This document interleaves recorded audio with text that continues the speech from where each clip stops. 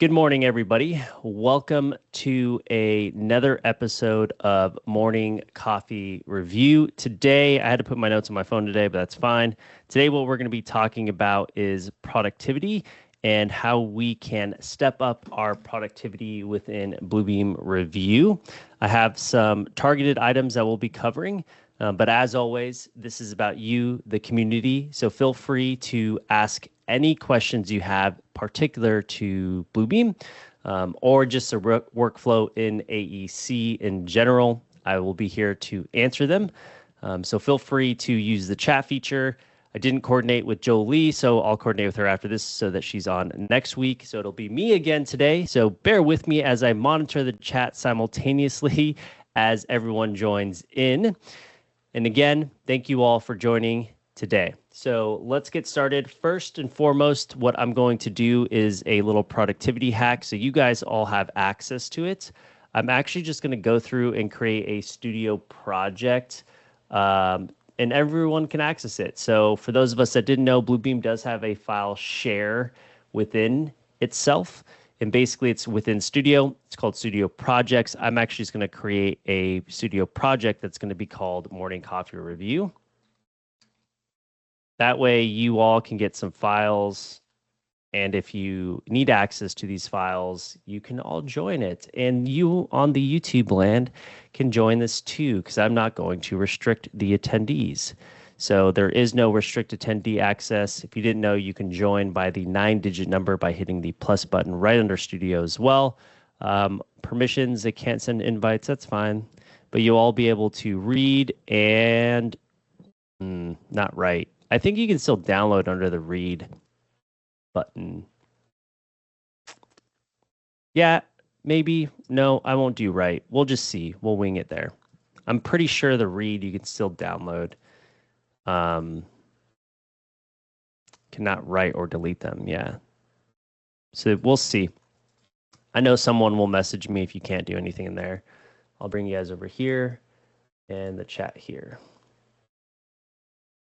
And then what I'll do is I'll go through and add the Unbound notes. So that was a question last week. And I did get emailed by Gary, but if you're here, you can just join here and grab it here. If not, I'll send the email out. I'll check the list one more time.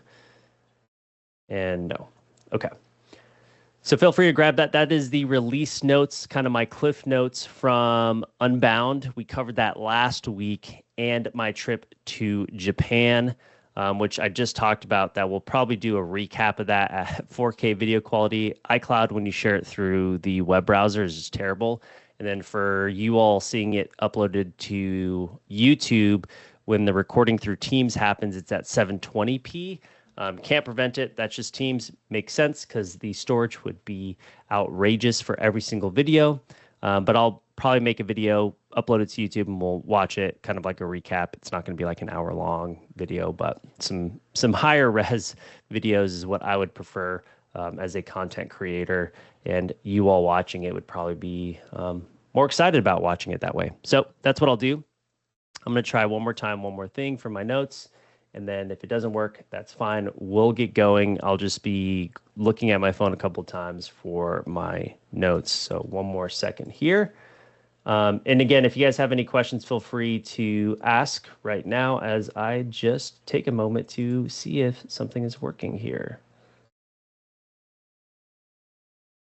It looks like it probably isn't. How do I join the project? Yeah, Dan, no worries. So what you're able to go through and do to join a project is just look at this 9-digit code. I'll type it in here. I guess I could also send the invite in the chat, but this is better. You don't need the dashes. I just put the dashes. Again, it's Studio, so if you've never been into the Studio platform, it is the little house icon. And then you say show. If you don't see it, you can just hit Studio or Alt+C to gain access to that. And then when you join it, it should auto join. I was talking to someone about this the other day. If it doesn't auto join, it's because you probably don't have the use review credentials checked, and you are always signed in when you're using, not always, I guess. If you're new, you're not always signed in. It does not automatically happen. But when you sign in, then you get access to it by using the review credentials, which are already active because it is user-based now. And then you can join with the 9-digit code. You can just hit the plus button and hit join, and then you type in your code. Again, dashes doesn't matter, but if you do them, it still works too. When you select it, you should be able to download it. Just let me know if you're not, so you can just right click on that file, which is now here. If we start adding more files, I'll reorganize it, add some folder structures to just make it a little bit easier to gain access to specific files. But again, this is the release notes that I have, kind of like the Cliff Notes. Feel free to gain access to it. I don't typically send this out, but you all are MCR listeners, so you get some added value. So feel free to grab access to that. You are on there. Yes, for all the folks that are non-active project users. Some people that use projects, just again, be aware this is free storage. It does have latency. I haven't encountered it, but I know Matt Lynn on our team has encountered that issue before when you upload too many files. It does have a latency issue when you reach a certain file size of the overall project. And that's because you can upload any file type a typical FTP will store. So like if you're uploading Revit projects in here and a ton of them and like images, it does start to have some latency, meaning when you're clicking through files, it has a little bit of a latency issue. Yes, membership has its privileges. I agree. A note on the magic wand. If you use the keyboard shortcuts, you can convert one of the custom tools. Yes. So, oh, you're just letting everybody know. I didn't realize it was Doug that said that. So I'm assuming, Doug, that you have the newest or access to the magic wand. I don't think we all do, and there hasn't been an update. Nope, no update.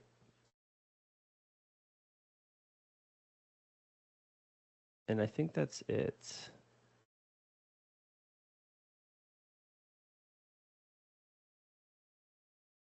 Cool. Alrighty. So let me go through and look at my list. So first and foremost, let's talk about the productivity plateau. When we're first starting out in review, typically what most folks do is they plateau on their productivity, meaning they're kind of gated by not understanding that there's more power to review. So typically what most folks use is basic markups. They're using some of the measure tools and maybe studio sessions, and then that's it. And they're using markups at like what I would kind of cap at bare minimum. And it's more of communicating via the intent visually and not understanding the impactfulness that you can have from multitude of different types of markups using the markups list, custom statuses, custom columns. We won't get into, I wanted to do some batch like automation, but the issue is that we're so close to the innovation with using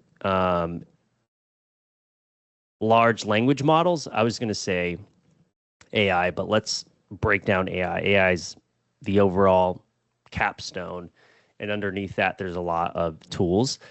So using a large language model to do a lot of your estimating tasks, that's where a lot of the efficiency is going to come through. So I don't know if I want to get into that when we're so close to the release of Max coming, which is Q1 of next year. We're at that endpoint, right? So do I want to? If you guys want me to, I can show you some of things that are already existing from an automation standpoint, from a cost estimating. But that's okay if you don't, because again, we're about to be where a lot of that can be automated through a large language model, through MCP connections, which will be released with Max. But with that, let's talk about that bare minimum. So let's start at the basics, right? I'm going to change my user interface. The user interface I just opened up to was the basic review interface, which is a profile. So review works off what's called profiles. So if I go to the top left, you'll see the review tab, and there's this thing called profiles. I used to make the analogy that it's kind of like your MySpace profile. So if any of you were here and around when MySpace was here, you could customize MySpace with like my top 8 friends. You could actually do some UX, UI changes to it, creating cool backgrounds, which was kind of getting everybody used to coding, right? But same thing here. You can change the user interface to interact or visually appeal to what your tasks do. I prefer to be in the Revu Advanced profile. So that's what I like to work off of. It reminds me of my CAD environment, and you can also see two panels already populated open. So I have my left-hand panel, which is the tool chest, and then you have your markups list below that also populated up. That's how it interacts. So if you had your profile saved to automatically open the tool chest and automatically populate open your markups list, then it would. So again, you can create a custom profile, which we're not going to cover right now, but just in terms of that's how it works. Okay. With that, as we go through and look at our markups, typically folks are making markups to indicate information on the PDF, and maybe they're still using it like other solutions from, again, that plateau of productivity. What you have is an arrow here, and then from there you have your revision cloud, and then you have your comments. So maybe they're doing 3 clicks at once, and maybe they're at that starting point of the productivity in and of itself. So I'm going to go through and delete that because that's not the workflow we should be doing. Bluebeam is built for what we do in the industry. So you have the revision cloud, and then it has a callout already built into it. So then I can say door ? Why is it out here in the middle of the nowhere? Alt-Z was a little trick there that auto sizes my text box. You can have that automatically happen. I typically use the hotkey, or again, you can go through and use the icon that means auto size text box here. So just be aware of that as you go through. When I do use hotkeys, it's typically for that purpose, but this can automatically happen under preferences. And if you go to preferences, instead of having to resize your text box to size around the amount of text that you're using, you can go to tools, and under markup, you have the auto size text box and callouts. So that will automatically happen for you moving into the future. I prefer to use that actually, and some folks also prefer to reuse tools. So after you make a markup, it will reprompt that tool to populate open again, so you can continue making continuous markups. Yeah, I think that's what you would say. Let me click out of here because I clicked out. Somebody messaged me. I have a hard time of not clicking messages. It's like one of my biggest pet peeves. Let me see. Memberships has its privileges. Yes. We used to use Project Store 3D laser scan project files and point clouds. Yeah, downloads are usually failed somewhere. Yeah. I mean, I can only imagine, John. Other providers, I won't name names, have that same storage issue. It's just, I mean, if you're for point clouds, caveat, point clouds are, we're talking terabytes to 500 gigs worth of data, individual files, right? Well, I guess they're a point cloud that is, if you have a unified file, then it would be one file, but they're large. So we still haven't mastered compressing data. And I think, I don't know if you can, or if that's like future thought of point clouds, or are we just going to upsize all of our storage to what it is nowadays? I don't know. I just got up another project improvement, multi-cloud, cloud plus tools. Yes. Multi-cloud, cloud plus tools. Yes. The other one is the transition to understanding markup data. But first, let's talk about the efficiency to customizing our markups. So going through and making these types of markups from a productivity standpoint is pretty typical.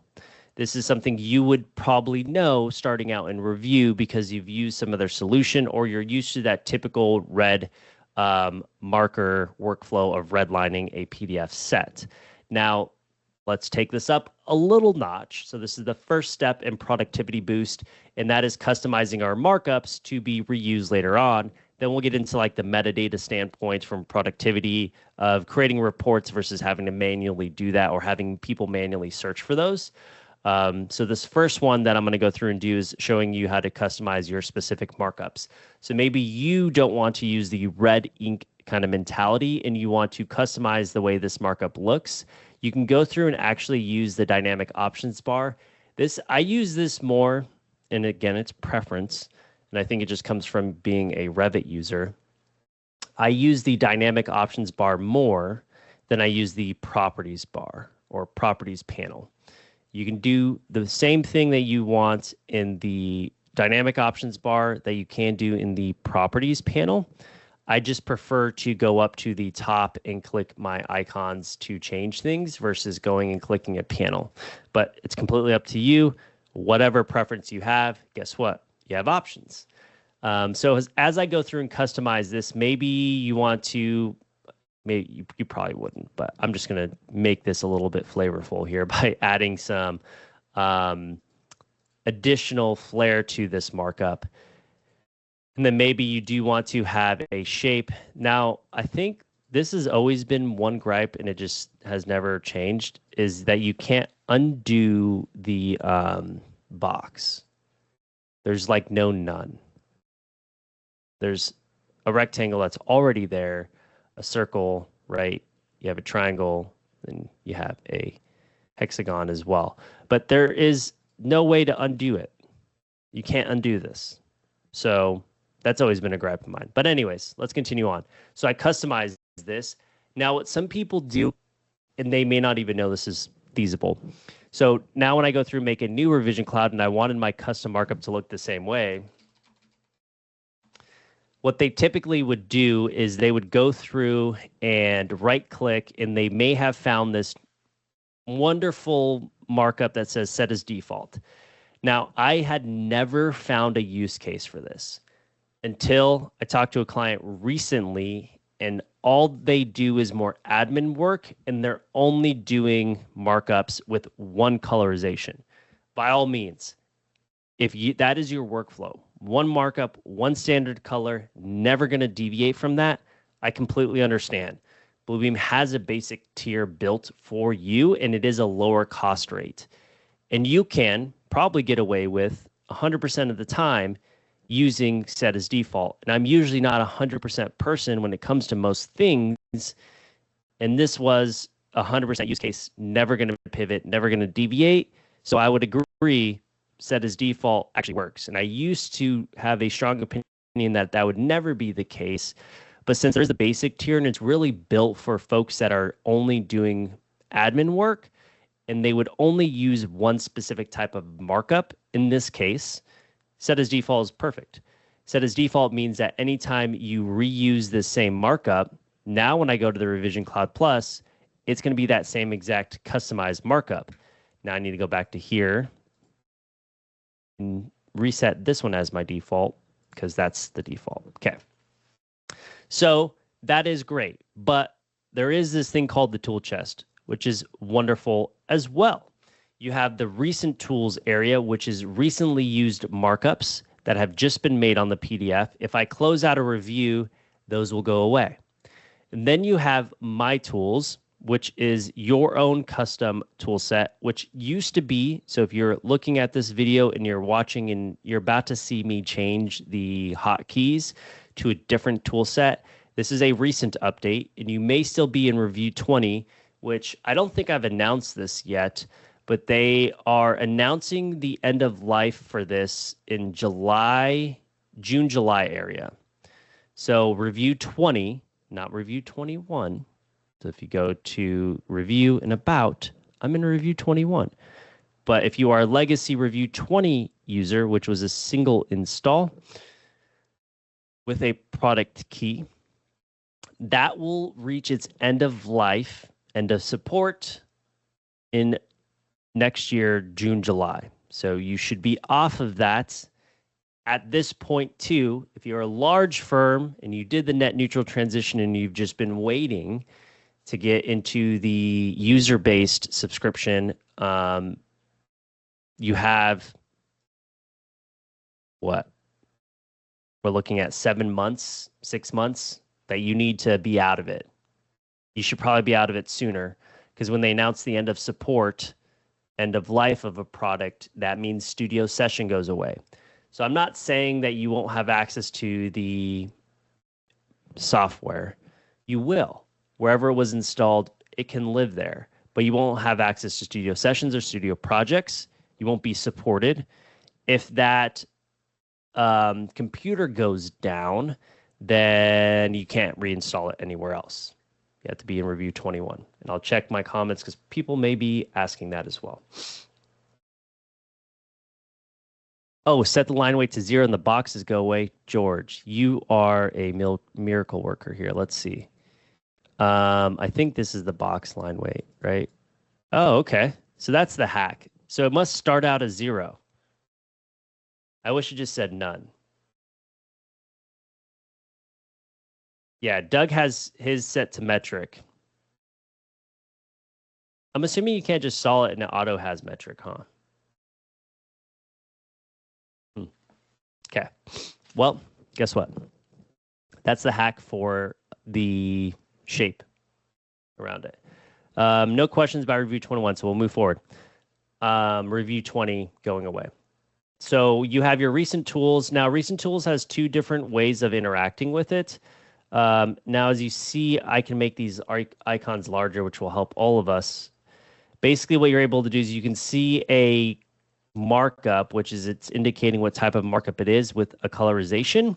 Now, this means that it is in what we call properties mode. So it is changed the properties of the markup, but it's the same command. So you can reuse the same markup that you just used before. That's weird. I think that was the set as default one. It's because I deleted it. But basically, you can select that markup and it will keep your same properties. So that's what they call properties mode. Now, there is another mode which is called drawings mode to these, and you could double click it or you can right click, change the same thing. And basically, drawing mode is the exact copy of the markup that you just made. So it will allow you to place the exact same markup. Now, this again goes away. You can drag them up into My Tools, or you can create your own custom tool set. So under the tool chest here, you go to Manage Tool Sets, and then you're able to go through and add a new tool set if you wanted to create your own and drag and drop wherever you need to. Which they also, I believe, if I remember correctly, I'm going to do the, I'm using the control command. Yeah, you can multi-drag now, which was new. You didn't used to be able to do that before, by the way.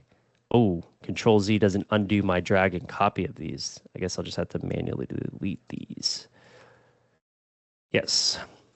I mean, that makes sense. They probably don't want you to just easily hit delete on your keyboard and they get deleted out of your tool sets.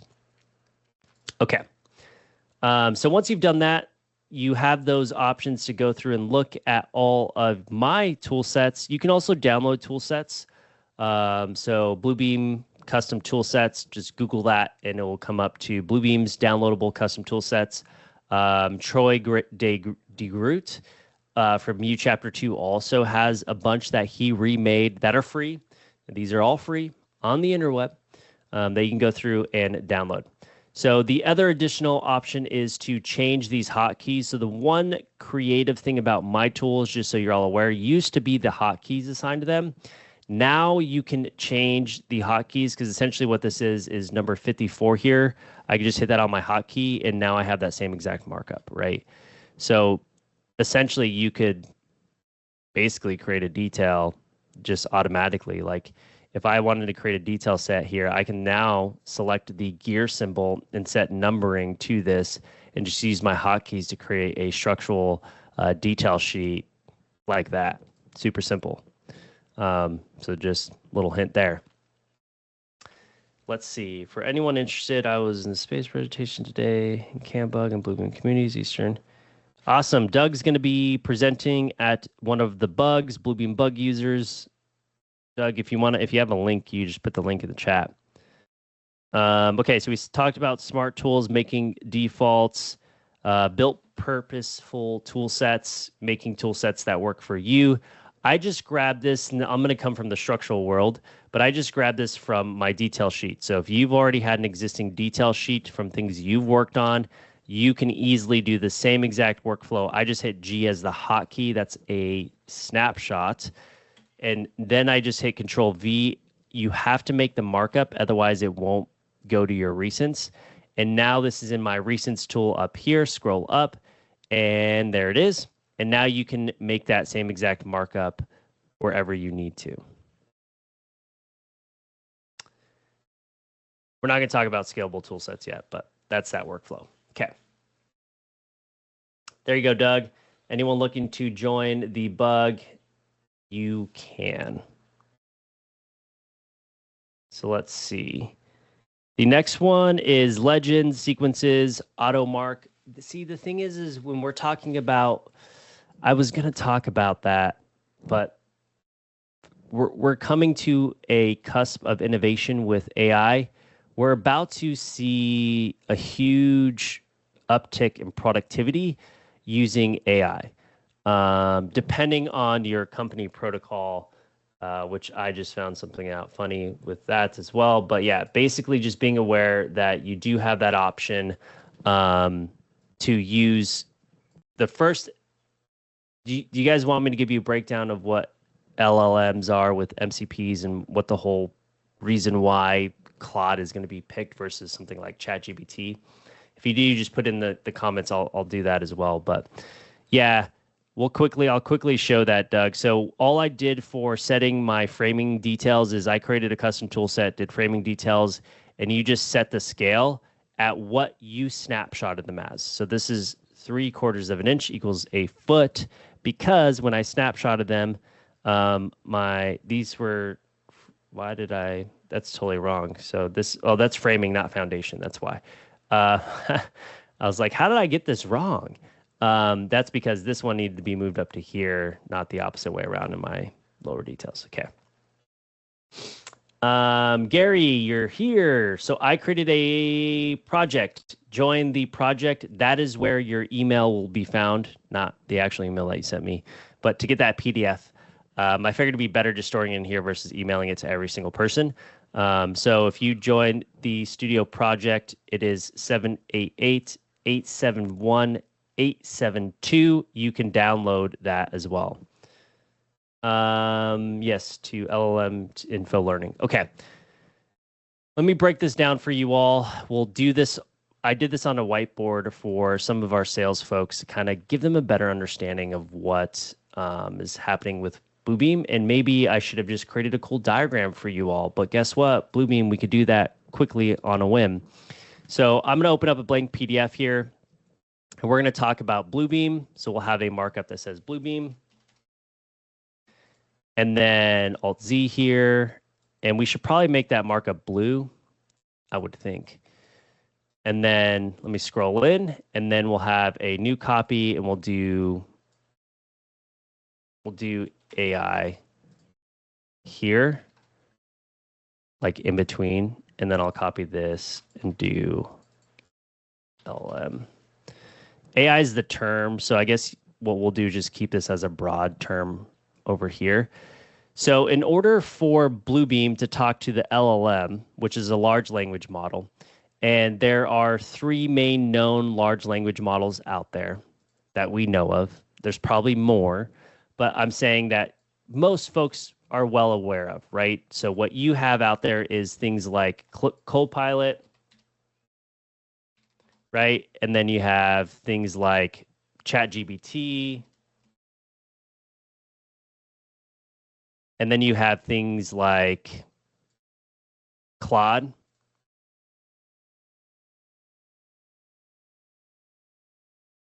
I probably spelled it wrong. These are LLMs, right? These are large language models built on what we define as AI so far, most people. But they're large language models that interpret data that then give you a result of inputting text. So they're text driven. Now, in order for Bluebeam to work and send data to an LLM, there is no configuration yet for that. Well, there is, but I meant for at least these two. So I probably should have made these by themselves, but that's fine. We'll add a leader. And this one will go to these two. So Bluebeam currently doesn't work with ChatGPT or Copilot. The reason being is that Bluebeam can't directly talk to the LLM. Bluebeam does have APIs, right? And these APIs are currently open sourced, but APIs don't directly connect to the LLM yet. Hopefully this diagram is making sense as I'm talking through it. If it's not, ask for any clarification. I'll try and monitor the chat as both. So APIs won't directly connect to the LLM. And the LLM needs information in order to work with the software solution, right? So Bluebeam can't directly talk to the LLM. It does have APIs that allows it to connect to other solutions, right? Meaning softwares, but it can't directly, LLMs can't directly talk to APIs. It's just not the same language because they work off of large language formats, typically text-driven. So what do LLMs need in order to connect to software solutions? They are called MCPs. Now, these MCPs essentially interpret the data of the APIs. So meaning connections to here will now go to the MCP. And then from the MCP, it can now connect to the LLM and vice versa. Now the LLM, we're getting a little crazy with these arrows. I should probably make them the same color. Now the LLM can talk to the MCP, and the MCP can give it data back to the LLM, and vice versa. The MCP can give the data back from the LLM to Bluebeam. But if we go back, currently right now, I'll make a new one, don't worry. I don't want to get this too crazy. MCPs are currently only active on Claude, and I definitely did spell a name wrong because it looks funky to me. So, little trick here. I just want to delete that later. The current LLM, large language model, that has MCPs is Claude. Yeah, it's early. It's actually not as bad. It used to be way earlier. But yeah, so MCPs are only currently available in Claude. So basically what you'll have, and don't worry, we'll redo this so you guys aren't all worried over here. And guess what? We just learned how to do custom tools. So all I need to do is go through and do selection of APIs. We have the Bluebeam comment here, and I'll just remove all of these here.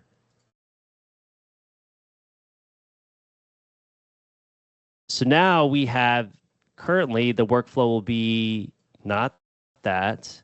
We want the red markup of MCPs. Currently now what we'll have is MCPs that connect to the LLM, which will be Claude. Okay. So this will be the new workflow of what we'll all be using in the future, where Bluebeam talks through MCPs to the LLM. And I'm using LLM versus just Claude, not just because I spelt it wrong, but because Claude is the only LLM that currently has MCPs. In the future, Copilot will have their own. ChatGPT brought out some MCPs, but it's specific to their developer track. So not open right now, but it's coming. So you'll have Bluebeam that has open MCP through its APIs that then talk to a large language model. That will be the workflow. That means tasks. It's not in, and I had a long conversation with a client as well. Claude is now in Copilot. Ooh. I had a conversation with a client that they are using ChatGPT for some workflows, but I think we all had to unbox the way we think of Claude and how it interacts with Bluebeam. You're not uploading a PDF into that platform. So I'm not grabbing a PDF and saying, hey, do something with the MCP.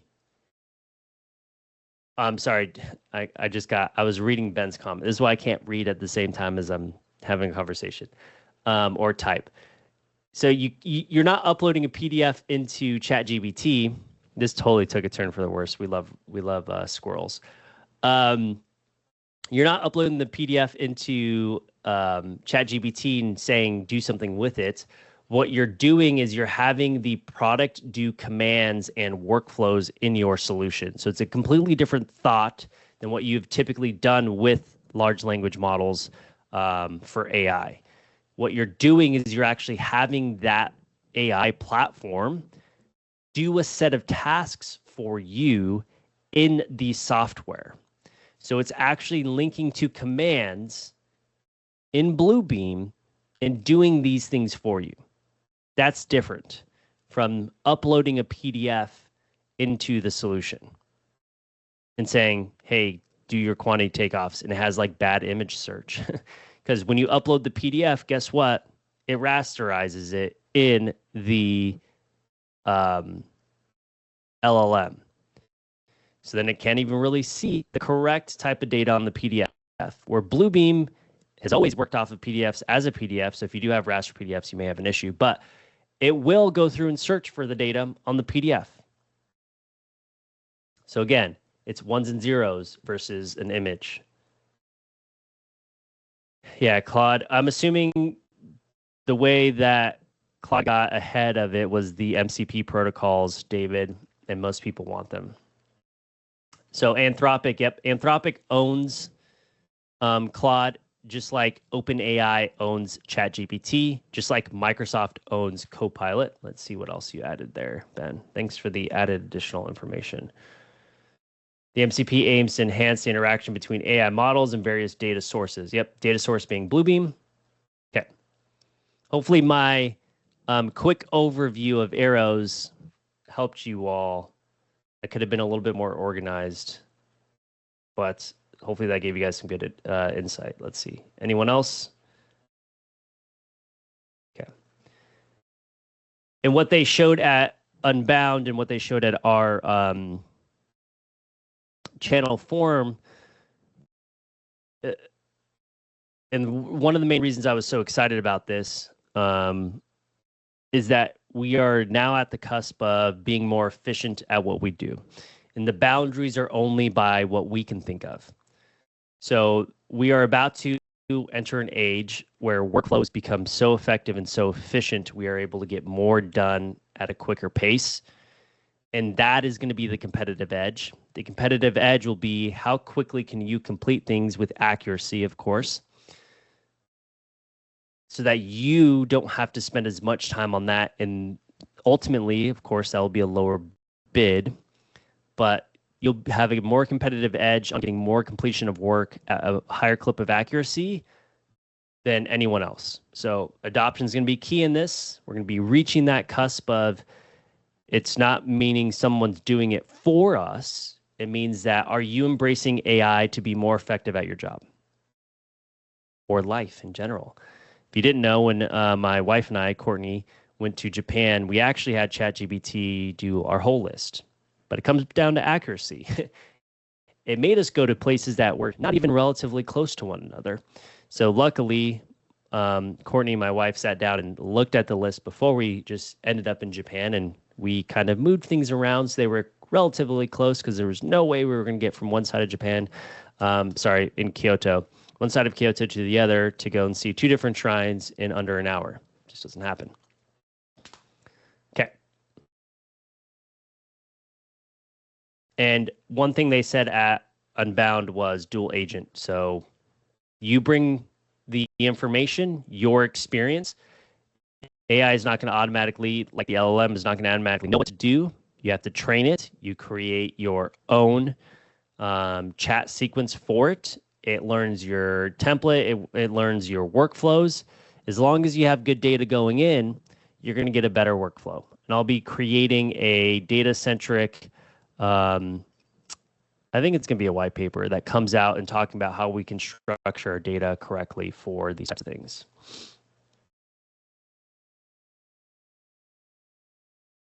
Yeah, bad processes is going to be a huge thing. I've been talking to a lot of folks about custom workflows, things within Revit, things within just what you do on a daily basis. And a lot of us are stuck in making things work versus doing it the right way to think of where data is going to be going. So if you're doing things to make things work, more of a Band-Aid approach, and just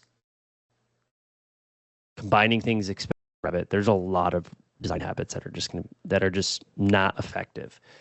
And if you're doing things in ways just to make things work in a Band-Aid approach, you're going to have a hard time rolling into AI because everything needs to be streamlined, it needs to be intelligent, it needs to have data behind it. Data is key.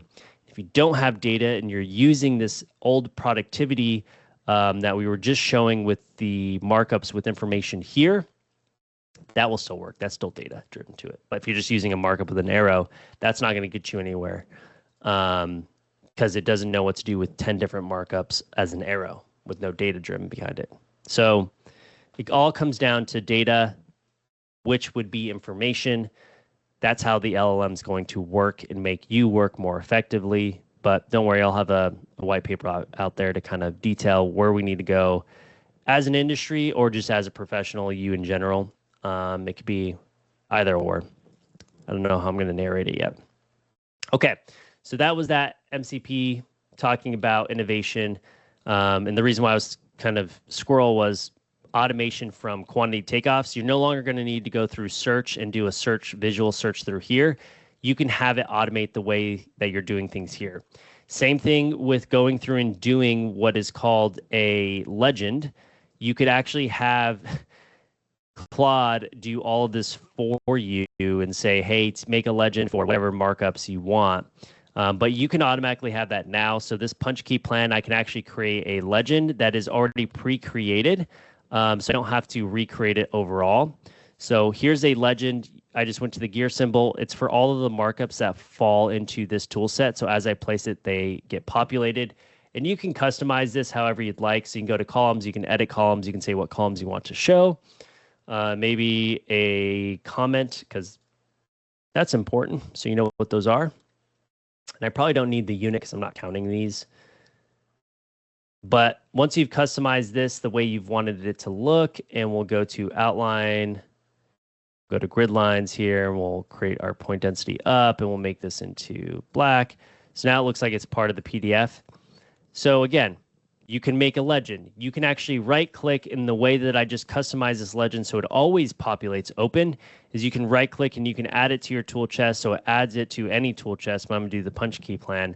So now, if I deleted this, I have this wonderful punch key plan legend that will populate always for any new markups that come out of this specific tool set.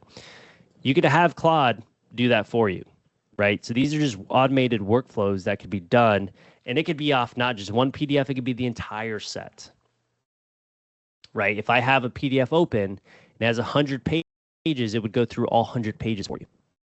And instead of you coming over here to search for a cost estimating sync or labs or multitude of options, instead of you doing this manually, you could have Claude go through and do it for you, right? So instead of me coming into here and doing 3 clicks to apply a count, you can say, go through and count all of my sinks, labs, urinals, water fountains for me. It knows your markups that it's going to be placing on those, and then now you have your accurate count markup data list right here in the markups list for you. Or heck, even if you could have said, and make me a custom markup that is for sinks and all of the pertaining options that you're looking and searching for. Again, this is all going to be limited to how we think in the industry. Instead of having to do this manually, it will do that for you. And we'll take it from a review standpoint. Go through and dimension all grid lines for me. So instead of you having to come over here, this is already set to scale, and then applying a dimension, which I kind of found a workaround. You could just do a poly length, and as long as there's segments in them, that kind of is like your dimension string. But yeah, you can have Claude go through and dimension all grid lines for you. Just we're coming to an area where we're going to be more effective, and just whoever embraces it first will be off to the races. Can you prompt it to have Bluebeam bubble everywhere that a symbol dimension etc is on top of walls? Yeah, you could. It just, Bob, it depends on what notation is there. So it may not know what an example of a grid line is, so I would have to explain that to it. But yeah. So they did, one example they were showing me was a full construction document set. It had Claude do code checks for the bathrooms and made sure that they met code. Didn't tell the location. It just asked. Your construction document, guess what? Typically has an address. So looked up the address, looked up the local municipality code, and took an area measurement from the spaces of those existing areas to check the area of the lavs. And then it highlighted where those risks were. So again, they'll have, when you go into Claude, I did it for Canva because Claude has MCP connections into Canva. You see what those MCP connectors are. It shows you right there. So it tells you what it currently can do, meaning what has Bluebeam allowed so far or worked on from commands in Bluebeam that it can do. And then from there, you can just expand upon a thought process of what you'll be able to do. Hey, Doug's already in it. So Doug's scanning specs. See, again, Doug, how long would it have taken you to scan a spec yourself and review it?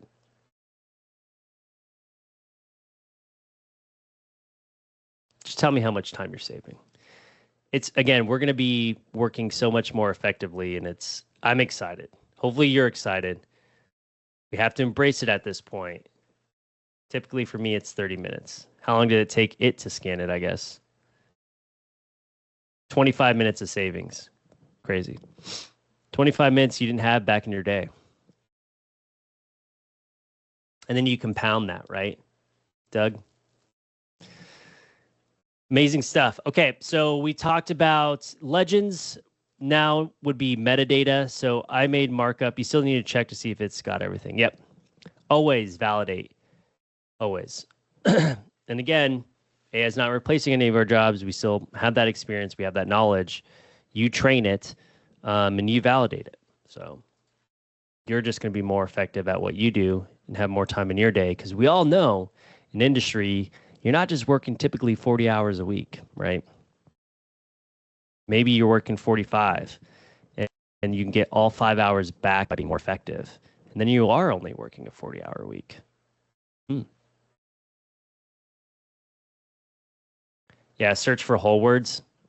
Yeah, I would assume that's where it comes back to. There was, when I was looking at somebody's workflow and talking about AI, structuring your data, correct symbol information, meaning you have to understand how the LLM is going to interact and what it's going to look for. So how do you structure your data on your PDFs to itemize for that, right? It's always going to be an option. Better symbols, better information.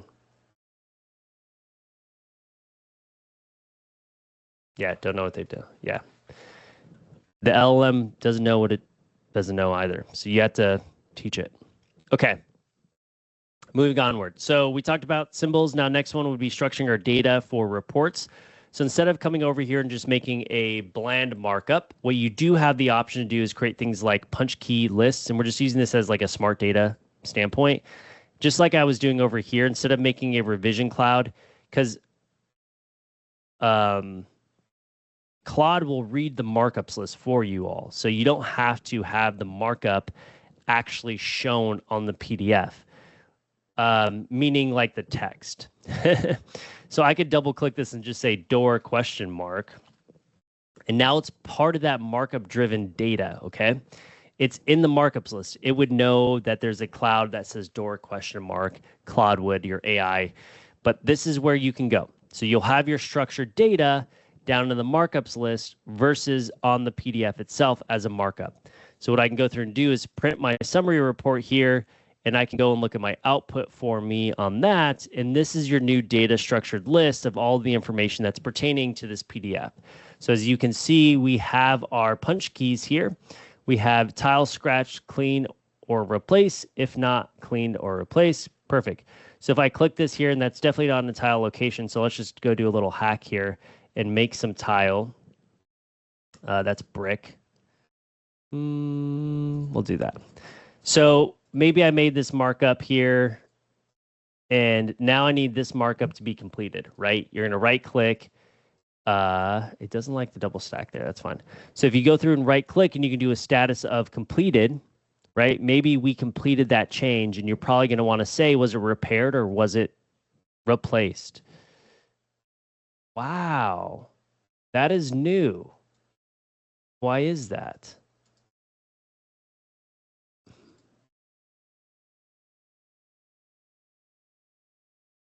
Was that just me? Why did it give me a weird reply? You're just ruining my workflow right now, aren't you? It's going to the markup. The other one gave me like a whole list. That's weird. I just found a bug. Okay, so typically you can go through and reply, but it's bringing me to the markup list. This isn't the typical reply markup, okay? So it's bringing me to the markup itself to do reply. But then you could have said, I want to go to the TS one. And I want to go to that reply. That reply lives down here. So I'm going to say replaced. So now you can create this itemized list of it, and we'll go through because it stapled it to the back of these, and we'll quickly delete these. Just a simple shift, delete, yes. And I'll reprint out my report. And we'll see the double reply. So there's that one. So here's this tile one. There's a reply. This is the arrow. So if you look up here, that's the reply. So I'll go to the next one. Here's the reply for that and replaced. So if I go back, it was marked as completed by Michael. And then what did he do with that? He replaced it. So that could be a workflow. I would suggest that everyone using AI check their company. Yep. You should never just use an AI solution. If you work for a company, you need to validate that your AI protocol is in check. So validate with your IT team. I'm talking about all these cool things, but even we're validating it as well. That's why I'm not currently using it. I have access to it. So check your AI policy internally before you just go and jump right into it. Especially if you are using it for government projects. It is apparently just ones and zeros going across because you're not uploading the PDF. Just remember that. But don't take my word for it. You all need to do your research. That is my safe harbor statement. You all do research. You cannot say, Michael told me to use this. Please. Well, no, I'm telling you that. Not a please. You have to. You can't point the finger to me. So make sure your company knows it's Claude. It's from Anthropic. And then at some point, it's going to be in ChatGPT or Copilot. So make sure you check your data posture. It is not the install of Claude. You're not actually installing it. You can use it through the web browser too, but you can install an edition of Claude locally too. What are these things? Yes, there's safe harbor statement. So, but if you can, it's great. Who is Claude? Yeah. You can research Anthropic's like AI protocol and get a better understanding of it. Because again, Claude is from Anthropic. Okay. Let's see my list.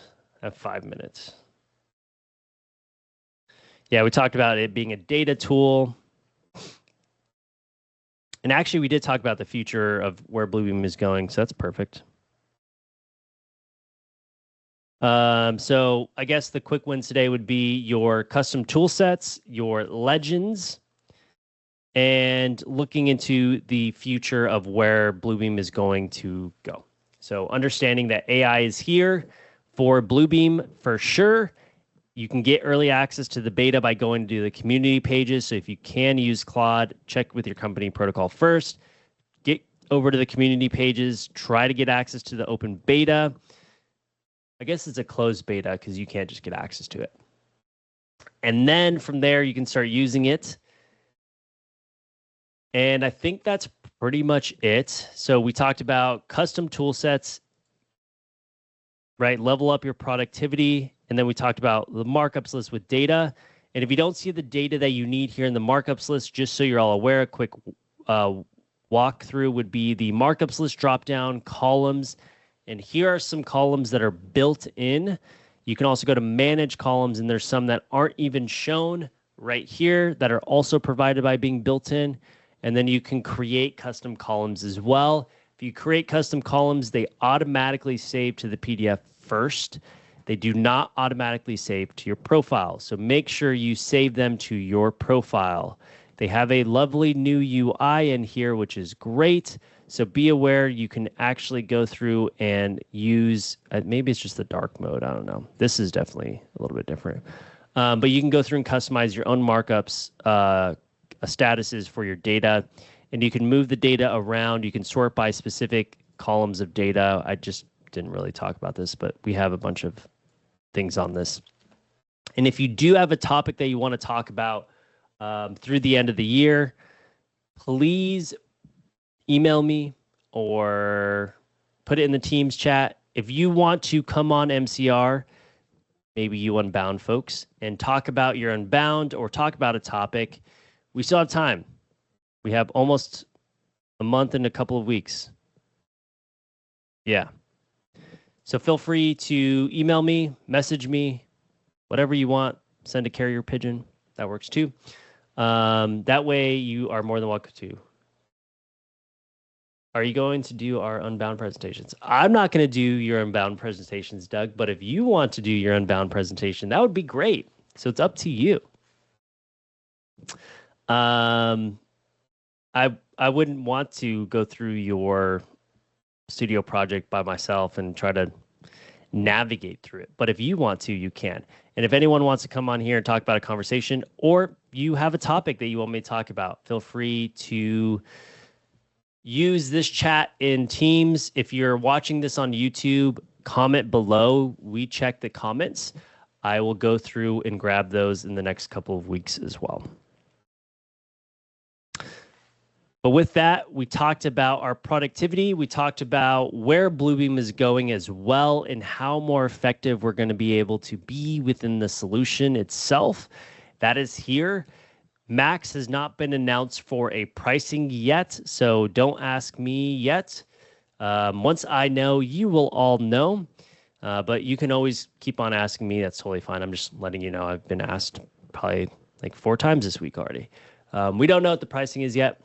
And Doug informed us that there may not be any price transition. Don't worry, we'll work on that in terms of voices being loud. So we'll see if we can help navigate that from like a closeout rate. If not, I don't think it's going to be overly more expensive than the existing complete tier. So if you look at the cost difference from the complete tier, I wouldn't assume it's going to be overly more expensive, right? We're not talking about like double the cost, I would assume. Don't hold me to that, but my knowledge of Bluebeam isn't that way, so it's not double or 3 price increase. Yes, continue to advocate for upgrades to legacy users, and that wasn't from you, right? Safe harbor statement for Doug. That was from Luke in terms of the cost. Doug didn't say that. It was a statement. Go over to the community page. Doug posted that recently. But we'll have those conversations when we get there. That'll be Q1 of next year. Thank you all for attending today. I appreciate every single one of you. Again, go over to LinkedIn, follow us, comment. That helps us get more reach, adds more folks to the community so we can push the community forward. And if you have any questions, feel free to reach out to me on LinkedIn as well, or you can email me. You all know my email. It's MECHAVE at atgusa.com. I probably message quicker on LinkedIn than I do emails, so feel free to message me on LinkedIn, or if you use the comments below and you're watching this on YouTube. But again, appreciate every single one of you. We wouldn't be here without every single one of you that joins in. And as always, we'll see you all next week as well. Thanks, everybody. Hey there, thanks for tuning in. If you like this video, make sure to subscribe and check out some of the other content on our channel.